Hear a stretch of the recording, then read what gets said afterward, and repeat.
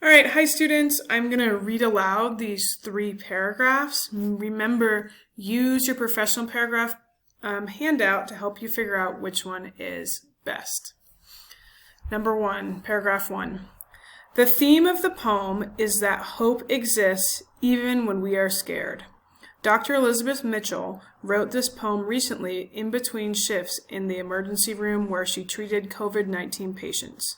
She felt very scared with the current health crisis. Every time she entered the emergency room, she said her stomach twists and fingers shake. The twisting of her stomach represents the anxiety she feels going to work. She does not know if she can stay healthy and continue to treat her patients with the virus lurking everywhere. However, even in the anxiety-filled time, she is still able to see signs of normal life and spring hope outside of her work. When she goes home, she sees brightly colored flowers and neighbors walk their dogs. She is then able to go back to work the next day, calm and prepared. The bright flowers and walking dogs symbolize normalcy and hope for the future. This is what inspires Dr. Mitchell as she goes to work each day. In conclusion, her poem does an excellent job of demonstrating that hope exists even when we are scared. Paragraph 2. The theme of the poem is that you could work hard and nothing stop you. Dr. Mitchell feels terrified because of the virus that is happening, yet I am filled with dark, anxious.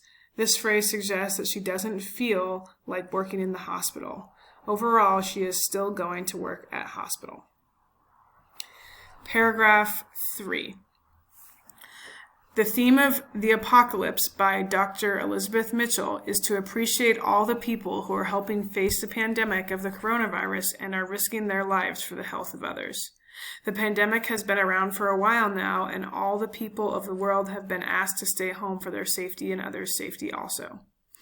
Also, only people who need to leave home it must be for an emergency, as she prepared for the battleground. So I getting ready to head to work as she describes it as a battlefield. This is because she worked in the medical field, and with the coronavirus outbreak, the hospitals are now considered the battlefield. Droplets sprayed across room or lurking on a handle or sink to find their way into our trusting hands or mouths or eyes, the ones that touching you were when you are sick. This is referring to how you can get it just as easily as by touching the same door handle as someone before you.